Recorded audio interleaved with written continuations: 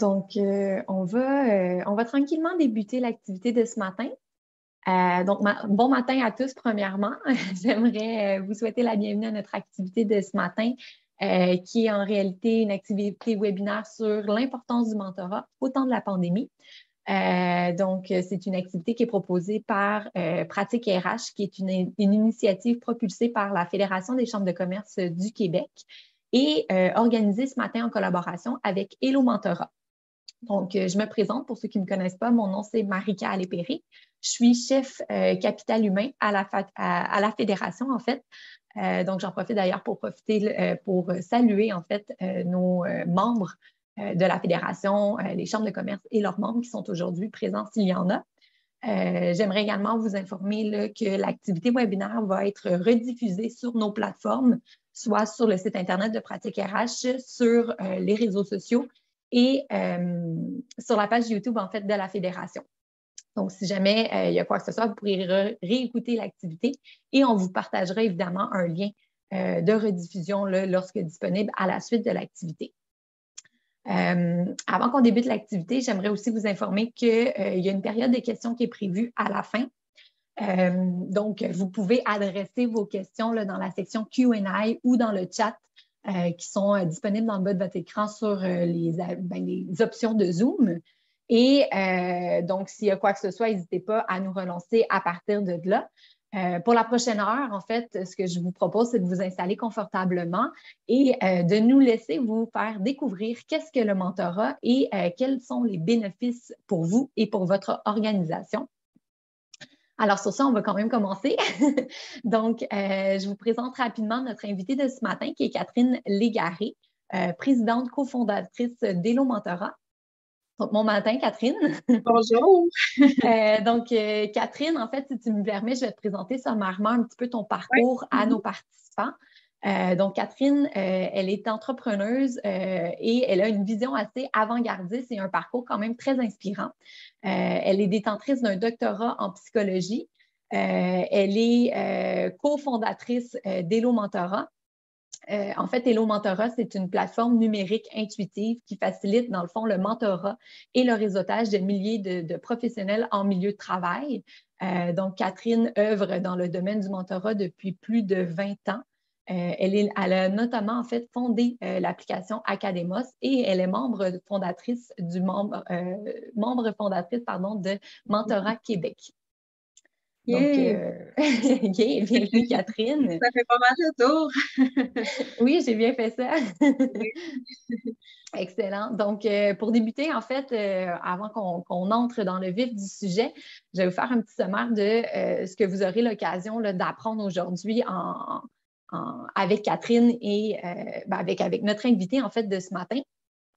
Donc, parmi nos échanges de ce matin, vous aurez l'occasion de comprendre qu'est-ce que le mentorat, quels sont les bénéfices tant pour vous, pour les personnes, pour votre organisation, et ce, peu importe votre taille. On va pouvoir voir comment est-ce que le mentorat peut soutenir les entreprises, surtout en temps de pandémie. On va pouvoir discuter aussi de comment implanter un programme de mentorat et les technologies pour vous aider à travers tout ça. Et évidemment, quelles sont les meilleures pratiques de mentorat en temps de pandémie. Alors, Catherine, pour commencer, pour que tout le monde ait les mêmes bases, ce que je propose dans un premier temps, c'est de nous décrire, de nous expliquer en fait qu'est-ce que le mentorat de façon générale. Oui, merci pour la question. C'est toujours important de savoir de quoi on parle. Oui. Parce en fait, on va en parler tout à l'heure aussi. Là, il y a toutes sortes de relations d'apprentissage qui existent dans nos milieux de travail. Puis des fois, on les confond, fait qu'on va y revenir tout à l'heure. Mais si on se concentre sur le mentorat, en fait, ce que vous voyez à l'écran en ce moment, c'est la définition de Mentorat Québec. Elle ressemble à plein d'autres définitions qui existent. Là. Il y a pas mal toujours les mêmes ingrédients dedans. Donc, le mentorat, de quoi on parle? On parle d'un moyen de développement et d'apprentissage qui est basé sur une relation interpersonnelle. Donc, dans notre jargon, nous, on l'appelle la relation mentorale. Cette relation-là, elle est volontaire, autant pour le mentor que pour le mentoré. Elle est gratuite, elle est confidentielle. Et qu'est-ce qu'on fait dans cette relation-là? C'est qu'on met en lien une personne d'expérience qui va investir sa sagesse, son expertise, ses savoirs acquis au cours de sa carrière pour favoriser le développement d'une autre personne.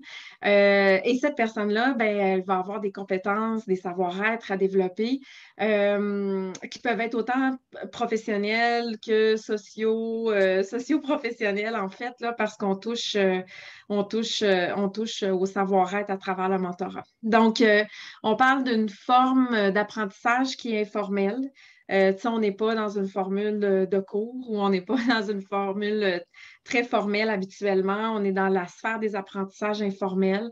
On est dans la sphère des apprentissages aussi qui reposent sur l'interaction avec d'autres personnes.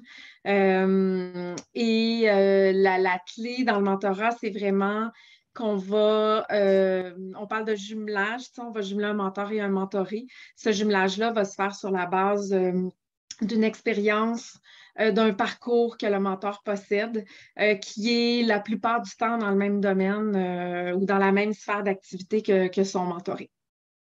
Super intéressant. Je pense qu'on a des bonnes bases maintenant pour débuter. Oui. Tu m'avais parlé, tu me montrais en fait cette image-là qui était très représentative du mentorat. Est-ce que tu peux l'expliquer à nos participants? Oui, en fait, c'est parce que tu m'avais demandé, hein, c'est pour qui le mentorat, à quel moment dans notre vie, puis on va y venir dans un instant, mais je trouve que cette image-là représente bien pourquoi on peut avoir besoin de mentorat dans notre vie. Donc, en haut, ce que vous voyez, c'est le plan là, qu'on se fait bien souvent de notre carrière ou de l'évolution d'une entreprise si on est entrepreneur. Puis en bas, ben, c'est la réalité, qu'est-ce qui se passe. Puis moi, je vois le mentorat vraiment comme un moyen de s'aider en tant que mentoré. Ben, à chaque fois qu'il y a des creux, donc il y en a un premier, là, le petit bonhomme en vélo, ben, il rencontre des pierres, fait que comment il va faire pour passer par-dessus ou peut-être qu'il va le faire exploser, je ne sais pas. Mais son mentor pourrait le guider ou la guider là-dedans. Ensuite de ça, ben, son mentor a peut-être fait un petit pont pour l'aider à traverser. Donc, tu sais, un mentor, c'est quelqu'un qui est là pour nous aider, c'est quelqu'un de bienveillant, c'est quelqu'un qui est passé par là avant nous, qui peut nous parler autant de ses réussites, ses échecs, comment il les a surmontés, ses obstacles ou ses échecs. C'est quelqu'un qui nous tend la main. Des fois, j'ai l'image, en anglais, on dit souvent qu'un mentor, c'est un trailblazer, donc des fricheurs de trail.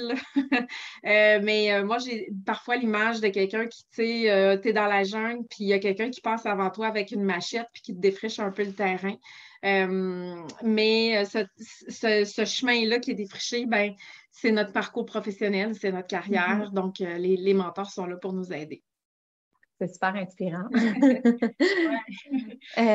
Donc, on a en fait beaucoup de participants ce matin qui sont en réalité là, des gestionnaires d'équipe, des gestionnaires d'entreprise. Donc, est-ce que tu peux nous expliquer à qui, justement, s'adresse plus exactement le mentorat? J'aimerais savoir qui sont les personnes qui peuvent être mentorées et surtout pourquoi est-ce que c'est pertinent d'être mentoré ou d'avoir des employés qui le sont. Oui, en fait, le mentorat, si on fait peut-être un petit peu d'historique, là, le mentorat, il a été beaucoup utilisé, puis il est encore beaucoup dans les entreprises pour les gens, les hauts dirigeants et les gens qu'on veut voir progresser très, très rapidement dans les entreprises qu'on appelle parfois les fast track, donc des gens qu'on cible pour devenir directeur, VP et tout ça. Ça a commencé beaucoup comme ça, le mentorat dans les entreprises, mais maintenant, ce qu'on voit vraiment, c'est que c'est pour tout le monde. Donc, ce qu'on voit à l'écran en ce moment, là, on voit différents moments de la vie où les mentors peuvent être utiles. Tout à l'heure, on va en parler là, plus particulièrement en temps de pandémie parce que ça nous intéresse particulièrement en ce moment. Mais dans le fond, les moments classiques là, pour avoir un mentor, c'est lors d'une entrée en poste. Donc, soit quand on arrive d'un autre secteur ou d'une autre entreprise ou quand on sort de l'école et qu'on a besoin de se familiariser avec les rouages du monde du travail et tout ça. Ça peut être des moments où on a des nouvelles responsabilités, où on peut avoir besoin d'un mentor. Comme dans les entreprises qu'on accompagne, nous, chez Hello, en ce moment, on voit des gens qui étaient professionnels ou techniciens qui sont nommés gestionnaires. Bien, il y a une autre posture à développer, il y a d'autres comportements à développer, il y a des nouvelles compétences également à développer, il y a des rouages dont on n'avait pas besoin de s'occuper avant, que là, maintenant, on doit s'en occuper. Donc, c'est vraiment toutes des nouvelles réalités où avoir un mentor qui peut nous guider peut être drôlement intéressant. Il y a des gens qui vont utiliser le mentorat pour planifier leur carrière. Donc, comme en ce moment, moi, je suis dans une relation de mentorat avec une jeune femme là, qui veut progresser dans l'entreprise où elle travaille. Et quand elle m'a contactée la première fois sur la plateforme Hello, elle m'a dit, moi, dans tant de temps, j'aimerais avoir tel poste dans l'organisation où je travaille. Je vois que tu es entrepreneur, je vois que tu es une femme aussi, ça m'inspire beaucoup. J'aimerais ça échanger avec toi, parler de leadership, parler des jalons que je pourrais poser dans ma carrière pour me rendre là où je veux aller, avec qui je devrais me connecter pour le faire, etc. Donc, c'est tout un peu le rôle qu'un mentor peut jouer. Là, on parle de quelque chose peut-être à plus long terme, là, dans un cas comme ça, de développement de carrière. Ça peut être tout simplement un désir de développer des nouvelles expertises ou des nouvelles compétences. Il y a des gens qui vont utiliser le mentorat pour développer leur créativité, leur capacité d'innovation. Peut-être avec celui-là, je penserais à un exemple. Je me souviens, là, l'ancien PDG de General Electric, à un moment donné, au début des années 2000, il y avait eu plusieurs articles là, sur le sujet. Il avait fait du mentorat inversé, qui est une forme de mentorat qu'on voit depuis quelques années. C'est des relations de mentorat où le mentor va être plus jeune que son mentoré. OK. Et le PDG de General Electric avait lancé un appel à au moins de 30 ans dans son entreprise aux États-Unis pour se trouver un mentor qui était plus jeune, là, c'était des millennials ou des milléniaux là, à l'époque avec qui il voulait être en contact. Et son but, c'était de comprendre davantage la place du travail dans la vie de ces jeunes employés, de mieux comprendre la façon dont ces personnes-là veulent être gérées ou vont gérer si elles obtiennent des postes de gestionnaire. Et il y avait eu beaucoup d'articles sur le sujet là, parce qu'il avait été jumelé finalement avec une jeune femme, puis il avait dit tout ce qu'il avait appris, lui, à travers cette relation-là, en étant en contact avec une autre génération. Mais bien entendu, elle, de son côté, elle disait, My God, j'en ai reçu moi-même du mentorat. Là, on m'a identifié comme le mentor, mais j'en ai reçu beaucoup moi aussi. Et lui, en fait, au-delà de mieux comprendre la nouvelle génération, il avait parlé de tout ce qu'il avait appris, il avait donné des nouvelles idées au niveau de l'innovation, de la créativité, parce qu'il était confronté à des nouvelles idées, justement, puis à des nouveaux horizons auxquels il n'avait pas pensé. Ensuite de ça, le mentorat est beaucoup utilisé en intégration de nouveaux arrivants, soit dans une ville, une entreprise. Donc, encore là, il y a toute une question d'acquérir la culture d'une entreprise ou du monde du travail. Et le dernier, moi, je l'aime quand même beaucoup, c'est tous les défis sociaux professionnels. Donc, le plus classique étant peut-être la conciliation travail-famille. Donc, c'est une étape de vie qui est souvent importante, par exemple, l'arrivée d'un premier enfant et qui a des impacts sur notre carrière ou sur notre façon de placer notre vie professionnelle dans notre vie en général. Et il y a des gens qui vont chercher des mentors pour ça. Fait qu'on voit qu'en fait, toutes ces choses-là, tous ces moments-là où on peut vouloir un mentor, c'est tous des moments de transition professionnelle, que ce soit l'arrivée dans un emploi, une transition vers un autre type de poste. Puis d'ailleurs, le mentorat, il est reconnu comme étant une relation qui est particulièrement bénéfique quand on vit des moments de transition. Donc, c'est des moments où on est plus vulnérable, c'est des moments où on peut avoir besoin de davantage de soutien, de support, d'accompagnement. Et donc, pour les entreprises, c'est des moments clés à cibler là, si on veut bâtir des programmes de mentorat.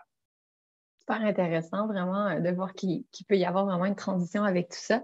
Est-ce que, en réalité, est-ce que le mentorat, en réalité, peut s'adresser vraiment à tout type d'organisation? Tu sais, exemple, je pense à la petite PME, très petite entreprise, 3 employés. Est-ce que c'est applicable de mettre en place un programme de mentorat dans ce cas-là? Oui, la réponse c'est oui, mais ça va se faire différemment. Bien entendu, quand on a une très grande entreprise, comme aux États-Unis, là, la majorité des entreprises du Fortune 500, là, ils ont un programme de mentorat à l'interne. Bien entendu, dans ce temps-là, tous les mentors sont à l'interne, les mentorés sont à l'interne. Va être structuré. Tu sais, il y a du volume de personnes là, pour que ça se passe. Parfois même, il y a comme plusieurs objectifs avec des branches de programmes de mentorat là, dans les grandes organisations. Pour les PME, soit ça va se passer de manière un peu plus informelle, parce que c'est pas obligé. Souvent, on entend parler de programmes de mentorat, là, c'est ce qu'on voit qui vient des grandes entreprises. Mais je pense que les PME peuvent tout à fait avoir des initiatives de mentorat qui vont être plus souples, où on va valoriser les comportements de mentorat, puis qu'on va inciter nos employés à s'entraider puis à jouer des rôles de mentor ou de mentoré là, dans l'organisation. Sinon, les plus petites entreprises, des fois, ce que j'entends, c'est ouais, mais j'ai pas assez de mentors pour monter un programme de mentorat à l'interne. Sinon, c'est vraiment comme d'essayer de le rentrer dans les plans de développement des employés puis de voir où peuvent être les mentors pour ces personnes-là. Il y a beaucoup d'ordres professionnels, d'associations professionnelles qui vont offrir des programmes de mentorat à leurs membres. Je pense par exemple à l'Ordre des CRHA, là, qui en a un. Si vous avez un membre de votre personnel qui est CRHA, pourquoi pas profiter de ce programme-là qui est déjà existant pour faire en sorte que vos employés en bénéficient là, du mentorat. Sinon, il y a des plateformes comme Hello. Nous, sur notre plateforme, on peut monter autant un programme de mentorat pour notre entreprise, mais on a une partie aussi où des entreprises peuvent tout simplement acheter des accès à leurs employés qui peuvent devenir mentors ou mentorés. Donc, ça permet de mutualiser une banque de mentors. Et pour des petites organisations, ça peut devenir intéressant parce qu'on peut inscrire 3 à 4 personnes. On s'assure que nos gens aient de l'accompagnement, du support, du mentorat, mais ça ne nécessite pas qu'on ait à lancer un programme puis à gérer tout ça, puis surtout à avoir le volume de gens. Donc, ce n'est pas du tout impossible, là, puis c'est vraiment important de le dire parce que souvent, on entend « Ah, mon entreprise est trop petite », alors que c'est tellement des relations fantastiques, le mentorat. Autant, tu sais, les bénéfices sont là, autant pour les personnes que pour les entreprises. Super. Merci. Puis justement, là, on parle beaucoup de mentors, mais est-ce que tout le monde peut devenir mentor? C'est souvent une question que je reçois. En fait, probablement pas tout le monde peut devenir mentor. Il faut avoir quand même certaines qualités ou caractéristiques. Quand on regarde dans la littérature là, qui existe sur le mentorat, autant au niveau de la recherche sur les relations efficaces ou autant au niveau de ce que les mentorés, par exemple, vont chercher dans une relation avec des mentors, on va trouver certaines caractéristiques. Les mentors sont des personnes bienveillantes, ils sont à l'écoute, c'est des personnes curieuses du développement de leur mentorie, c'est des personnes habituellement, quand ça fonctionne, c'est quand le mentor fait preuve d'humilité également, fait preuve de transparence. Ça prend des gens qui aiment leur travail parce qu'à travers le mentorat, tu partages ton parcours professionnel et tout ça. Donc, je pense que ça prend ces qualités personnelles-là à la base qu'on ne va pas comme développer juste parce que quelqu'un va devenir mentor. Donc, ça prend ces caractéristiques-là. Et ensuite, selon les milieux vont définir des critères aussi. Tu sais, par exemple, avoir un certain nombre d'années d'expérience dans un domaine ou dans une fonction. Donc, après, là, c'est milieu par milieu qu'on va déterminer ça. Mais la recherche montre que les gens, c'est ça, qui n'aiment pas leur travail ou qui font preuve d'arrogance ou le discours un peu m'a leur montré. Là. En général, à l'issue de la relation de mentorat, soit elle ne se sera pas poursuivie ou bien le mentoré n'en aura pas tiré tous les bénéfices qu'il aurait pu en tirer. Là. OK, je comprends. Merci. Mais il y a beaucoup de monde, ça veut dire qu'il y a quand même beaucoup de monde qui peuvent devenir mentors dans les entreprises. Habituellement, il faut faire un peu de sollicitation là, parce que les gens vont dire comme ah, moi, je pourrais être mentor.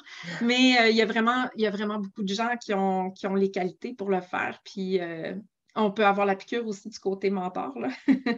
Exact, exact. Ben merci. On entend souvent parler des différentes formes d'accompagnement, que ce soit le coaching, parrainage, la consultation, le mentorat et plusieurs autres. Est-ce que tu pourrais nous expliquer la différence entre ces différentes formes d'accompagnement-là existantes?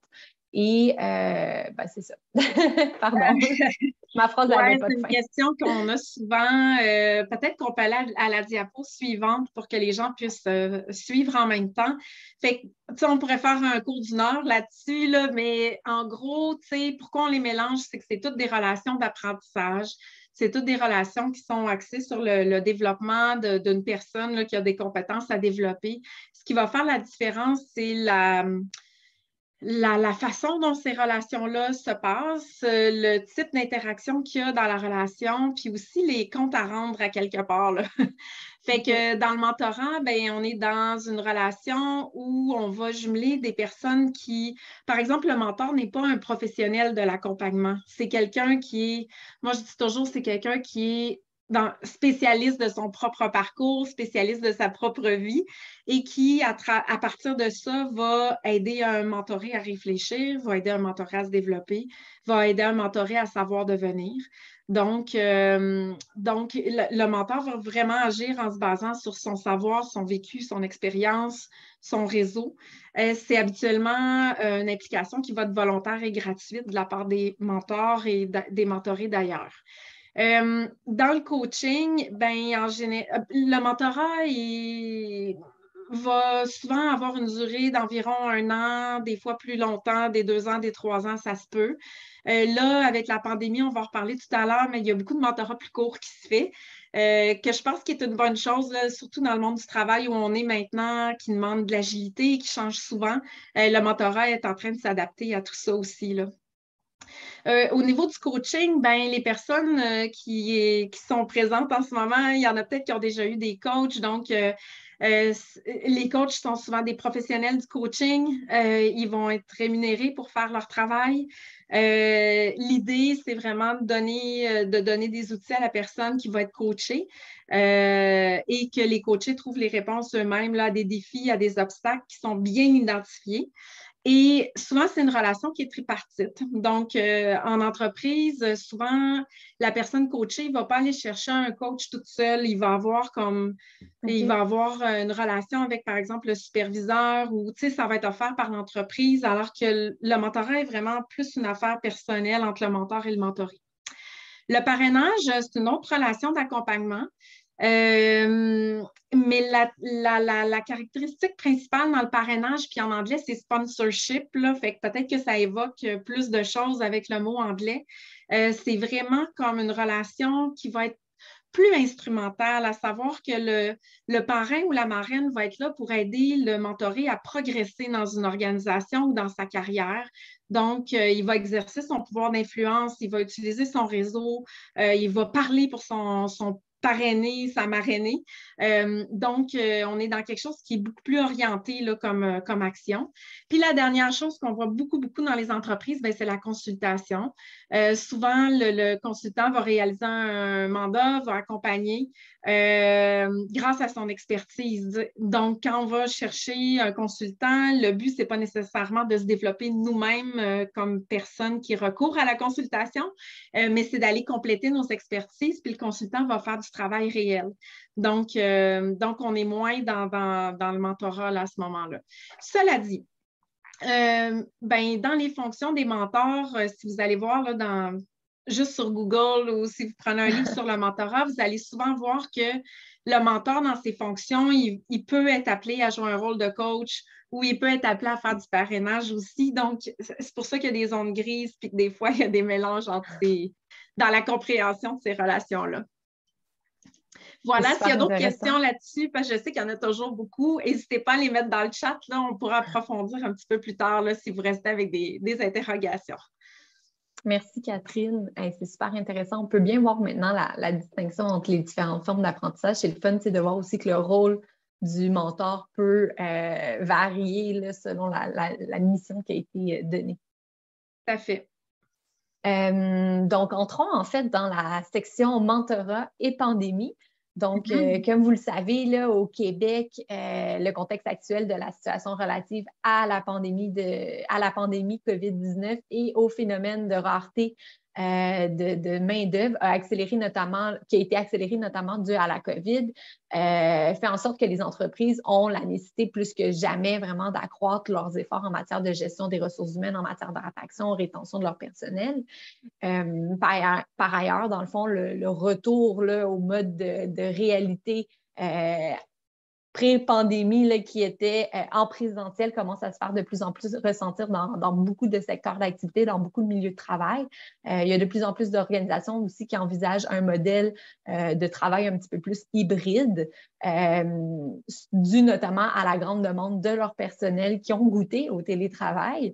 On s'entend que le mode de travail hybride revoit entièrement les manières de fonctionner des organisations, de travailler, de collaborer, d'apprendre, même de socialiser dans une organisation. Donc, il y a beaucoup de gestionnaires, il y a beaucoup d'employeurs qui se questionnent à savoir comment est-ce qu'on peut assurer l'intégration, le développement, la rétention de leur personnel dans le contexte actuel. Donc, tu vas venir un petit peu. C'est pourquoi j'aimerais ça que tu nous expliques comment est-ce que le mentorat peut nous aider dans ce contexte-ci. Quels sont les enjeux aussi qui peuvent être répondus, notamment par le mentorat, pardon, je vais dire la pandémie. Oui, ben en fait, ça fait tout à fait suite là, à tout ce dont tu viens de parler. En fait, dans les derniers mois, là, tout ce qui est sorti sur le mentorat vise à voir comment le mentorat peut répondre là, aux enjeux qui sont rencontrés en milieu de travail. J'en ai colligé quelques-uns là, qui ressortent dans la presse professionnelle, autant québécoise, canadienne, américaine. Disons qu'à l'automne 2021, là, parce que les choses ont évolué tout au long de la pandémie, mais en ce moment, ce qui ressort souvent, c'est des équipes qui se disent fatiguées, moins efficaces qu'à l'accoutumée. Il y a du roulement de personnel aussi qui est important là, dans beaucoup de milieux de travail. Je voyais, je pense que c'est la semaine passée, là, j'ai reçu une infolette puis ça disait qu'il y avait une épidémie une épidémie de changement d'emploi chez les milléniaux en ce moment. Donc, ça fait comme beaucoup de monde qui part, beaucoup de monde à recruter, puis beaucoup de monde à intégrer surtout, là, puis à faire en sorte que ces gens-là puissent comprendre rapidement nos cultures organisationnelles, comprennent comment se prennent les décisions, puissent profiter d'un support aussi dans leur intégration en milieu de travail, que ce soit en présentiel ou à distance, là, dans les formules de travail hybrides. Même s'il n'y a pas de changement, même pour les gens qui n'ont pas changé d'emploi, il y a beaucoup de travailleurs qui ont vu leurs activités redéfinies en raison de la pandémie. Donc, je pense qu'on a tous et toutes subi des changements là, soit dans nos tâches, dans nos façons de faire. C'est des changements en accéléré. Et ben, il y a eu l'adoption du télétravail également. On est en constante redéfinition puis en constant apprentissage de nouvelles compétences, de nouvelles postures également. Il y a ce qui ressort beaucoup récemment, c'est le télétravail qui éloigne les gens de leurs collègues, là, éloigne entre guillemets, c'est en termes affectifs, là, disons. Ils se sentent moins proches d'eux qu'auparavant. Donc, comment est-ce qu'on peut faire pour que ces liens significatifs-là puissent se rétablir? Surtout avec le travail hybride, là, où les gens seront peut-être au bureau une fois par semaine, 2 fois par semaine, peut-être moins dans certains cas. Cependant, ben, il y a beaucoup de productivité. Là, ça a été remarqué dans beaucoup de milieux de travail que les gens sont productifs. Les taux de roulement, j'en ai parlé. Le sentiment d'appartenance aussi, là, les indicateurs sur le sentiment d'appartenance envers les employeurs, ça a beaucoup baissé depuis la pandémie. Puis évidemment, ben, il y a l'arrivée du travail hybride. Donc ça pose toutes sortes d'enjeux à savoir comment est-ce qu'on peut donner du support à l'intégration, par exemple, des employés de manière équitable, qu'ils soient en télétravail, en présentiel ou les deux. Comment est-ce qu'on déploie des manières de le faire qui vont être équitables, qui vont être à peu près les mêmes pour tout le monde, puis qui vont avoir de l'impact aussi, là, parce que l'enjeu, c'est que si on recrute des gens, on veut les garder. On ne veut pas avoir à recommencer dans un mois ou deux ou peu importe là, après. Donc, le mentorat peut venir aider à plusieurs des choses là, qu'on a nommées ici. Excellent. Euh, Tu voulais peut-être ajouter quelque chose? non, non, non. Ah, OK. Ouais. Mais dans le fond, justement, pour répondre à ces enjeux-là, on a eu plusieurs exemples sur lesquels le mentorat pourrait venir nous aider, mais comment est-ce qu'on s'y prend pour justement mettre en place un programme de mentorat ou comment implanter le mentorat de façon générale en temps de pandémie, sachant que parfois on est en télétravail, parfois on est en modèle hybride, là, justement, où est-ce qu'on partage l'espace de bureau de travail et de maison, ou il y en a qui sont de retour complètement en présentiel aussi, il ne faut pas les oublier. Oui, tout à fait, c'est ça. Ben, en fait, je pense que c'est là où la technologie vient jouer un rôle qui est vraiment important pour créer des expériences d'apprentissage qui vont être équitables pour tout le monde. Donc, nous, on en a une plateforme chez Hello là, qui permet de structurer facilement le mentorat. Il y en existe d'autres. Mais ça permet de faire en sorte que tout le monde peut avoir accès au programme de mentorat, que la gestion peut se faire aussi facilement là, à partir d'un lieu commun qui est une plateforme. Donc, ça peut vraiment aider. Ça permet d'accompagner tout le monde aussi dans leur mentorat de manière équitable puis de le rendre disponible, peu importe le lieu où les gens sont. Mhm. Puis pourquoi mettre un programme de mentorat en place en ce moment? Ben, ce qui ressort beaucoup là, dans la littérature RH on parle de plus en plus d'organisations résilientes ou d'organisations qui vont être capables de passer à travers la pandémie et l'après-pandémie, ben, ça repose sur certains ingrédients là, qui reviennent souvent ces temps-ci puis auxquels le mentorat peut se rattacher. Donc, on parle de développer des cultures d'apprentissage qui vont être très agiles et humaines, puis qui répondent à un monde du travail qui est en évolution rapide. Donc, le mentorat, par sa nature informelle, par sa nature aussi très personnalisée, hein, parce qu'on est toujours collé sur les besoins du mentoré, Mhm. c'est très approprié dans cette idée de culture d'apprentissage qui va être agile et humaine, parce que l'expérience d'un mentoré et d'un mentor, comparée à l'expérience d'un autre mentoré et d'un autre mentor, va être très différente. Tu sais, on n'est pas dans un chandail one size fit all là, avec de la formation, comme on pourrait dire. L'autre pilier, disons, là, qui semble bien important pour les organisations résilientes, c'est de développer des expériences employées qui sont engageantes, qui favorisent le développement du potentiel et des talents de tout le monde. Donc, encore une fois, par sa nature personnalisée, par le fait qu'on peut se fixer des objectifs, jumelage par jumelage, ben, ça permet de rendre tout ça très humain, puis d'être très engageant aussi, là, parce que le mentorat, c'est une affaire d'un peu tous les jours. Puis c'est quelque chose qui est très collé aussi sur le vécu professionnel là, des parties prenantes. Un autre pilier qui revient souvent, c'est d'augmenter le sentiment de communauté dans les organisations. Donc, et ça, ben, dès l'embauche, parce qu'on a besoin de connecter. Si on est en hybride ou en télétravail, ben, on n'a peut-être pas l'occasion. En fait, ça fait presque 2 ans qu'on n'a pas l'occasion d'avoir des conversations de machine à café, là. Donc, comment on fait pour que ces liens significatifs-là se développent? Beaucoup de gens ne vont pas oser, par exemple, appeler n'importe qui dans l'organisation juste pour jaser puis faire connaissance. Le mentorat permet d'emblée de dire, je t'attribue quelqu'un. Il y a quelqu'un vers qui tu peux te tourner n'importe quand. Il y a quelqu'un qui connaît bien l'organisation, qui va t'accompagner ou qui va te faire rencontrer d'autres personnes dans l'organisation. Donc, le mentorat peut être une clé bien utile, puis un peu plus formalisée que de juste dire aux gens, appelez-vous, organisez-vous des cafés. Donc, c'est comme tu as quelqu'un qui peut te prendre par la main pour tes premiers pas là, dans une organisation. Toute la question des soft skills, des savoir-être des employés est vraiment importante dans les organisations résilientes. Puis, il y a toute la question du travail, de l'équité, de la diversité, de l'inclusion aussi dans les entreprises qui est saillante. c'est pas tant relié à la pandémie, mais c'est vraiment un sujet de l'heure dans bien des organisations en ce moment.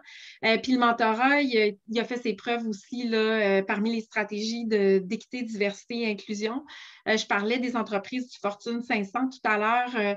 La plupart ont des programmes de mentorat dans leur stratégie d'équité, diversité et inclusion aussi. Donc, ça, c'est une raison de plus là, pour le mettre en place. Donc, ce à quoi on peut penser en ce moment, là, en temps de pandémie, c'est intégration des employés à distance ou en personne. J'irais même jusqu'à parler de marque employeur. Est-ce que tu me permets de parler de ça? Mais oui, bien Parce sûr. qu'il y a beaucoup de recrutement en ce moment, puis je pense que, tu sais, oui, les gens se font offrir, il y a une surenchère de salaire en ce moment et tout ça, mais je pense qu'à salaire égal, par exemple, pour se démarquer, les entreprises ont tout intérêt à montrer comment ils vont accompagner leurs employés. Donc, de dire à un jeune talent, écoute, si tu viens travailler chez nous, on va te donner un mentor, on va t'aider à t'intégrer, on va te développer. Il y a beaucoup de gens que ça va interpeller puis qui vont avoir le goût d'aller travailler dans un milieu de travail comme ça. Donc, ça peut même être différenciateur là, dans des stratégies de recrutement. J'avoue que Voilà. c'est quand Fait que c'est même un peu toutes les raisons de le faire en temps de pandémie.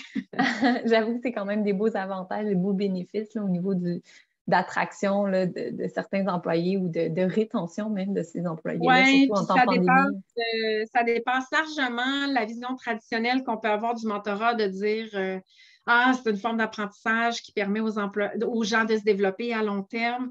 Non, non, je pense que toute la notion de profiter de l'entraide, de profiter des savoirs que quelqu'un d'autre a, peut être utilisée à plus court terme, puis peut être utilisée de manière beaucoup plus agile aussi dans les organisations. Exact. Merci. Je suis certaine qu'on a quand même encore certaines personnes qui peuvent rester sceptiques quant aux nombreux bénéfices du mentorat pour leurs organisations de façon générale ou leurs équipes. Donc, est-ce que tu pourrais justement nous résumer là, quels sont les bénéfices du mentorat pour les organisations? Oui, j'ai sorti quelques statistiques. Les 3 premières proviennent plus de la littérature, puis les 2 dernières proviennent de chez nous. Là, chez Hello, c'est des statistiques qui viennent des utilisateurs de nos services. Donc, ce qui revient souvent, c'est juste un exemple. Là, le premier PICO, c'est vraiment, même hors pandémie, depuis longtemps, les grandes entreprises mettent en place des programmes de mentorat parce que ça augmente les taux de rétention des employés. Ça a vraiment rapport au développement des compétences, au développement de l'autonomie, à la capacité que les personnes acquièrent de voir qu'elles peuvent se développer dans une organisation.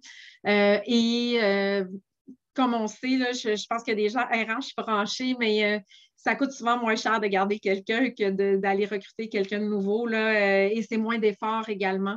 Donc, le mentorat contribue à ça. En lien, tout à l'heure, je parlais d'équité, inclusion. Donc, le mentorat aussi fait ses preuves là, au niveau des taux de promotion, des taux de rétention des personnes issues de minorités et des femmes en entreprise. Selon les recherches, ça va aller de 15 à 38 d'augmentation là, quand ces personnes-là peuvent faire du mentorat. Donc, ça, c'est non négligeable aussi. Les gens qui bénéficient de mentorat vont avoir 5 fois plus de chances d'accéder à une promotion. Et quand je dis gens qui bénéficient de mentorat, c'est autant les mentorés que les mentors. En fait, les bénéfices sont vus des deux côtés. Évidemment, quand on pense aux mentorés, on peut les imaginer, les bénéfices. Mais on n'a pas parlé des bénéfices pour les mentors à date, là, mais les mentors, à travers cette relation-là, ils développent plein d'affaires aussi. Ils développent leur leadership.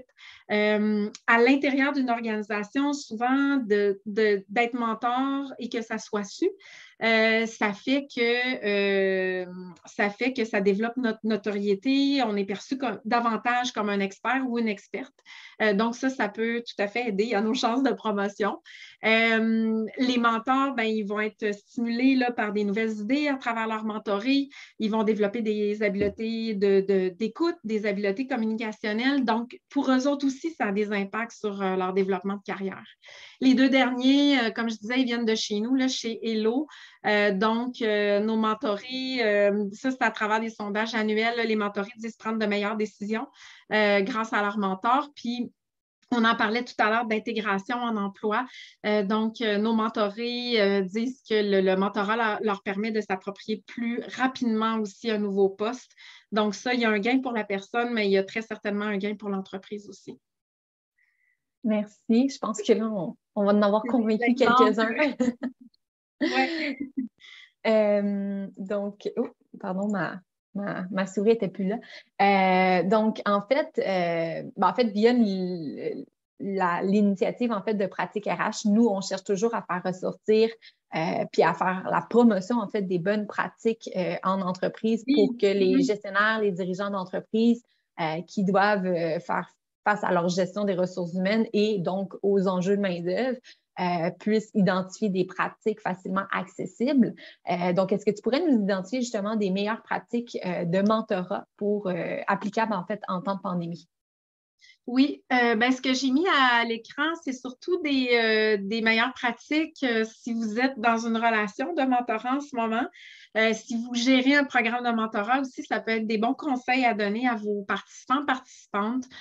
Donc, le premier, c'est d'utiliser évidemment toutes les technologies à notre disposition. Il y a plusieurs mois, en fait, quand la pandémie a démarré, tout a été arrêté dans la plupart des programmes de mentorat. Là, maintenant, c'est reparti. Là, on est rendu rompu à l'utilisation de Teams, Zoom, Meet, il y en a d'autres. Donc, on pense à ces technologies-là, mais puis on peut penser aussi aux plateformes de mentorat là, qui existent pour structurer une relation de mentorat ou un programme. Mais moi, j'aime bien m'amuser aussi avec d'autres technologies si je ne peux pas rencontrer mon mentoré. Donc, on peut utiliser des outils de travail collaboratifs, par exemple comme Miro, pour faire des brainstorming à distance avec notre mentoré. Tout à l'heure, je parlais d'une relation de mentorat là, qui est en cours avec une mentorée qui veut développer son leadership et tout ça. Je lui ai proposé récemment de faire le test des 16 personnalités. Je lui ai donné mon profil, puis là, notre prochaine rencontre, elle va porter juste là-dessus, en fait. On va se parler de nos profils de leadership et tout ça. Donc, plutôt que de juste avoir une conversation, c'est de voir comment on peut intégrer soit des outils de travail ou des outils pour mieux se connaître à travers notre relation de mentorat. Ce qui est plus peut-être critique, disons, là, dans le mentorat qui se fait à distance, c'est vraiment l'établissement de la confiance puis le début de la relation. Souvent, là, quand on donne la formation au mentor, au mentoré, on dit aux gens portez une attention particulière au début de votre relation à l'établissement de la confiance dans cette relation-là, parce qu'après, ce qui permet au mentor d'être un modèle, d'inspirer, de proposer des défis que le mentoré va accepter de faire, etc., c'est toute cette confiance initiale-là. Et à distance, sur Zoom, c'est plus difficile à établir. Donc, je pense qu'en s'amusant, en essayant d'utiliser d'autres outils, ça peut être d'autres manières moins, disons, statiques un peu là, qu'une conversation pour créer les liens. J'ai mis aussi d'oser varier les formules de rencontre pour diminuer la Zoom fatigue. Donc, c'est de ne pas hésiter d'aller prendre une marche. Si vous courez, d'aller faire un jogging. Des fois, la meilleure rencontre de mentorat va se faire en montant le Mont-Royal, en faisant un effort, en regardant en avant, puis en se partageant nos vécus, en trouvant des solutions à un obstacle ou quelque chose comme ça. Donc, on n'est pas obligé d'être soit assis en milieu de travail ou devant notre écran. On peut varier là, les formules de mentorat. Nourrir davantage l'aspect relationnel. Je pense que si vous avez un programme dans votre entreprise déjà ou si vous comptez en mettre un sur pied, souvent, on va atteindre des objectifs. On veut que les mentorés développent certaines choses, mais tout l'aspect relationnel est important pour la relation, mais on l'a vu plus tôt dans le webinaire, les gens ont besoin de contacts significatifs en milieu de travail, donc de mettre l'accent là-dessus dans leur relation, ça va faire que la relation va être d'autant plus enrichissante. L'autre point, c'est de se concentrer sur des enjeux plus importants et immédiats. Donc, ça vaut dans la relation elle-même. Dans la pandémie, on a eu des diades là, qui s'étaient créées sur la plateforme Hello et au départ, les gens disaient « Ah, c'est pour atteindre tel type de poste dans 3 ans » ou quelque chose comme ça, mais la réalité des choses nous a vite rattrapés et les relations qui ont duré puis qui ont eu de l'impact, c'est celles où le mentor et le mentoré ont accepté de plonger dans des défis qui sont plus immédiats. Donc, mon rôle a changé ou maintenant, je dois utiliser beaucoup les technologies. Qu'est-ce que je vais faire? J'ai des défis de conciliation travail-famille que je n'avais pas avant. Comment je m'adapte à toute cette nouvelle réalité-là? Donc, les Diane qui ont osé plonger là-dedans, ben, elles se parlent encore aujourd'hui, puis c'est des relations qui ont eu de l'impact. Même chose pour les programmes qui ont osé aussi aller là-dedans, de dire, OK, on va rendre notre mentorat plus agile, on va le rendre plus collé sur ce qui se vit au quotidien. Ben, c'est des programmes de mentorat qui sont devenus très vivants, en fait, durant la pandémie. Ce qui va avec ça, ben, c'est d'oser varier aussi les formules de mentorat. Donc, du mentorat plus long terme, du mentorat court terme, du mentorat inversé, du mentorat de groupe, du mentorat multiple, comme nous sur la plateforme. Les mentorés peuvent avoir plus d'un mentor. Okay. Ce qu'on voit souvent, c'est quelqu'un va aller chercher un mentor qui va être plus comme j'appelle ça une trame de fond. Donc, un mentor qui va être là pour le développement professionnel. Et à côté de ça, ben, rien n'empêche d'aller chercher des mentorats plus ponctuels pour dire « Ah, j'ai un nouveau défi avec tel genre de choses, je vais aller parler à des gens de ce secteur-là. Ils ont peut-être des bons trucs pour moi, ils vont peut-être m'aider à développer des compétences, des habiletés, à comprendre des choses que mon mentor actuel, qui a le même background que moi, ne comprend pas non plus. » Alors, de voir le mentorat aussi qui peut devenir comme un genre de réseautage où ça peut se faire en réseau. Je pense qu'en temps de pandémie où les choses vont très vite, il ne faut pas hésiter là, à recourir à des formes plus flexibles de mentorat. Et ben, le dernier, justement, est en lien avec ce que je viens de dire. Je pense pour les organisations aussi, c'est de voir le mentorat comme étant un moyen de développer une communauté d'apprentissage et de soutien à l'intérieur d'une organisation. Ça me fait penser, il y a la PDG de la compagnie 3M, il y a 3 ans, c'était pré-pandémie, qui avait écrit une lettre ouverte dans le Globe and Mail et son titre était assez provocateur. C'était « Pourquoi les programmes de mentorat ne marchent pas en entreprise? » Et ce qu'elle disait, c'était vraiment que les gens qui créent les programmes de mentorat vont souvent avoir des objectifs bien précis, vont vouloir formaliser beaucoup les choses, faire des parcours de mentorat et d'une part, ça éloigne certaines personnes du mentorat qui ne veulent pas s'embarquer dans un parcours comme ça, en particulier les jeunes employés. Mais c'est aussi que pour être porteur à long terme, il faut, dans l'idéal, développer vraiment des cultures de mentorat. Puis ce qu'elle disait, c'est il faut que n'importe qui, dans une culture de mentorat comme ça, il faut que n'importe qui, à n'importe quel moment, soit prêt à en donner du mentorat. Que ce soit à long terme ou à court terme, et qu'une conversation de porte de porte puisse être une occasion de jumelage ou une occasion d'inspiration et que tout le monde sache un peu c'est quoi les comportements qui sont attendus des personnes qui travaillent dans notre organisation en termes de bienveillance, en termes de partage de connaissances. Et ça rend les organisations beaucoup plus résilientes, fortes, etc. Et le programme de mentorat, à ce moment-là, ne devient pas qu'un programme auquel tu participes ou pas, mais devient quelque chose qui est présent dans ton organisation puis qui est vécu au quotidien, qui est collé sur les valeurs, qui est collé sur ce que le management va valoriser là, au niveau des comportements employés. Fait que je pense qu'il y a un lien avec la pandémie dans le sens où, quand on disait tout à l'heure, ben, il y a un sentiment d'isolement. Les gens ont besoin de soutien moral, ont besoin ont besoin de sentir qu'ils sont connectés avec leurs collègues ou avec des personnes qui peuvent leur apprendre des choses, ben, l'idée d'une culture mentorale devient bien intéressante. Merci, Catherine. Justement, en tant qu'employeur, quand on parle de tous les avantages du mentorat, mais en termes d'investissement de temps, qu'est-ce que ça représente exactement d'implanter du mentorat dans son organisation? Puis est-ce que justement, là tu nous vas venir avec la diapositive, les participants aussi, mais est-ce qu'il y a des outils, qu'il y a des services qui existent qui sont là pour les soutenir en ce sens?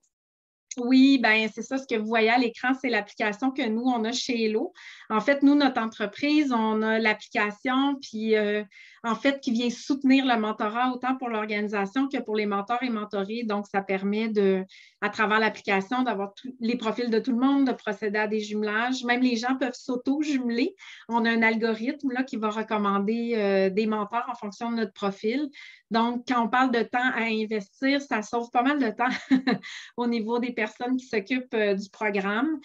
Puis on peut concentrer notre temps humain à accompagner les gens. Par exemple, un mentoré qui a un problème, un mentor qui n'est pas jumelé puis qui voudrait qu'on le jumelle, des choses comme ça. Puis ça permet évidemment de mesurer la performance plus facilement là, parce qu'on est dans un monde de données. Fait que ça, c'est l'application. Puis de l'autre côté, on a tout un service conseil là, pour aider les organisations. L'appel que j'ai souvent, c'est j'aimerais monter un programme de mentorat où on m'a demandé de monter un programme de mentorat, puis je ne connais rien là-dedans, pouvez-vous m'aider? Fait qu'on a bâti des outils, une démarche pour implanter un programme de mentorat en entreprise. Donc ça, c'est vraiment intéressant là, pour aller plus vite et mieux là, dans son programme de mentorat. Sinon, il y a, si vous voulez vous auto-former, je vous référerais sur le site de Mentorat Québec, en fait, qui est l'association qui regroupe les acteurs du mentorat au Québec. Donc, ils ont un podcast, ils ont une trousse mentorale où vous pouvez vraiment approfondir un peu tout ce que j'ai dit aujourd'hui. Là, c'est téléchargeable sur leur site. Mais c'est ça. Si on veut faire du mentorat, il faut s'en occuper. C'est comme toute une autre initiative RH. Il faut que ça soit connu, il faut que ça soit valorisé dans l'organisation. Selon le degré de formalité qu'on va donner à notre initiative, c'est sûr que plus on a de cadre, plus on a de structure qu'on veut mettre en place, ça va être plus de travail.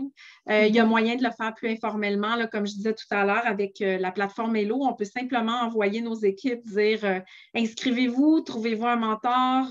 Nous, après, on s'occupe de la formation de ces gens-là, on s'occupe de l'accompagnement de ces gens-là. Fait que ça, c'est la manière la plus facile qui existe là, d'offrir du mentorat à ces équipes. Merci Catherine. Je vois que le temps file, donc oui! on va accélérer un petit peu. Déjà, dans un premier temps, je te remercie. Là, la présentation, l'échange qu'on a eu ce matin était vraiment très intéressant. Les conseils, les pratiques qui ont été abordées, je pense que ça peut servir de piste d'inspiration pour beaucoup. En espérant justement que ça les encourage et que ça les aide, nos participants, en fait, à mettre en place des programmes de mentorat ou du mentorat tout simplement au sein de leurs organisations respectives. J'en profite aussi pour informer rapidement, là, avant qu'on entre dans les questions, nos participants que vous allez recevoir en fait un sondage de satisfaction à la fin de l'activité parce qu'on aimerait justement vous sonder sur votre niveau de satisfaction en lien avec cette activité-là de ce matin, mais aussi connaître les autres sujets sur lesquels vous aimeriez qu'on échange lors des prochaines activités qu'on va organiser. Donc, allons-y tout de suite avec les questions. Je vais regarder rapidement au niveau du Q&A, du chat, voir ce que j'ai. Là, les commentaires, c'était des gens qui devaient quitter. Donc, la preuve qu'on arrive sur la fin. Donc, en fait, pourquoi est-ce que c'est...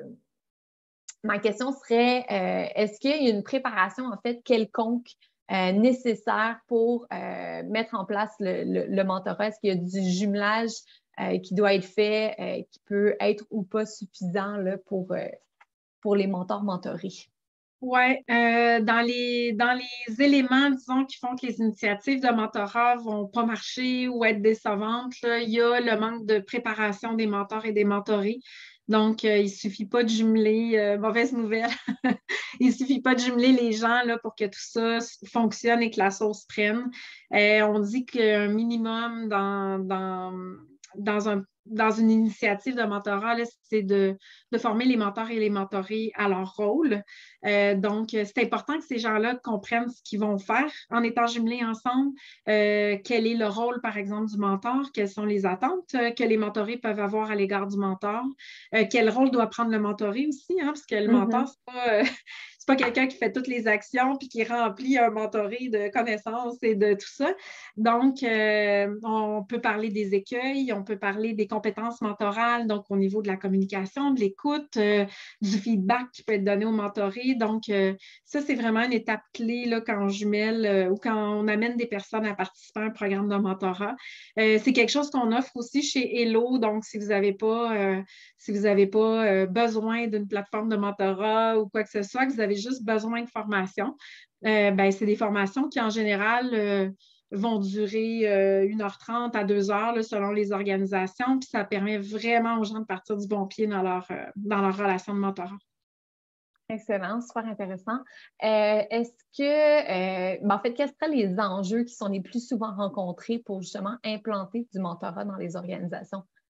Oui, on vient de parler de formation. Un des enjeux, c'est quand les gens ne comprennent pas bien leur rôle, ne comprennent pas ce à quoi on s'attend d'eux. Donc, dans ce temps-là, on va voir des gens jumelés qui ne se rencontrent pas, des mentorés qui sont insatisfaits de leur relation parce qu'il y avait des attentes comme ça, puis le mentor a fait ça, le mentor a fait ça, ou l'inverse, le mentor voulait faire ça, le mentor a pris ça. Donc, c'est pour ça que c'est important de former les gens. Sinon, en termes d'enjeux, des fois, on voit des situations, par exemple, où le mentoré n'est pas engagé dans la relation, donc il va attendre que le mentor fasse tout. Donc, ça peut être frustrant pour les mentors, mais encore une fois, avec la formation, c'est des choses qu'on peut arriver à prévenir. Peut-être un autre enjeu, c'est les conflits d'intérêts. Donc, en milieu organisationnel, ça se peut. Je parlais en début de webinaire là, de la confidentialité, du volontariat, donc, et de la différence avec le coaching. Donc, le mentor devrait se sentir libre aussi d'accompagner, puis pas avoir une pression de dire qu'il doit évaluer le mentoré ou qu'il doit rendre des comptes sur le développement du mentoré. Son mandat n'est pas d'être un consultant, d'être un formateur ou d'être un coach. Il est là davantage pour être un accompagnateur. Au niveau des programmes, un enjeu qui arrive parfois, puis qui arrive, en fait, c'est pas propre au mentorat, là, mais c'est vraiment quand on veut implanter une initiative comme ça, puis qu'on n'a pas le support de la haute direction, souvent, ça va rester une initiative isolée. Donc, c'est important, là, dès le début, quand on pense à cette idée de mentorat, d'aller évangéliser notre haute direction là, pour que ça soit un projet organisationnel et non pas qu'un projet RH ou de quelques personnes. Fait que c'est des exemples d'enjeux qui peuvent arriver là, avec le mentorat. Merci beaucoup, Catherine. C'était super intéressant comme présentation, comme échange aujourd'hui. Je pense que ça conclut. Là, je ne vois pas d'autres questions qui entrent dans la section Q&A ou dans le chat. Donc, je pense que ça conclut pour aujourd'hui notre activité. Donc, on est parfaitement dans les temps. C'est bon quand même. Et donc, je te remercie pour les conseils, pour les pratiques, les définitions vraiment bien imagées de chacun des points qu'on a abordés ce matin, principalement en lien avec la pandémie. J'espère que ça donne aux gens d'aller vers le mentorat. Puis, je suis disponible. Connectez-vous avec moi sur LinkedIn. Si vous avez des questions, ça va vraiment me faire plaisir. Excellent. En fait, ce qu'on va faire, c'est qu'on va renvoyer en fait à l'ensemble des participants un message en fait de retour là, avec le lien justement du sondage de satisfaction, mais aussi le lien de rediffusion du webinaire. On pourra partager tes coordonnées à ce moment-là aux participants qui souhaitent entrer en contact avec toi. Puis, évidemment, là, j'invite tous nos participants à nous suivre sur Pratique RH pour être informés des prochaines activités qui suivront, en fait, puis de pouvoir justement avoir accès aux liens de rediffusion s'il y a quoi que ce soit. Donc, merci beaucoup de t'être prêté au jeu. Merci de m'avoir invité, c'était vraiment le fun. Ça fait plaisir, on réorganisera ça. Puis, donc, si jamais il y a quoi que ce soit au niveau des participants, on vous invite à nous contacter et on vous recontactera très prochainement là, dans les prochains jours. Merci beaucoup tout le monde. Au revoir.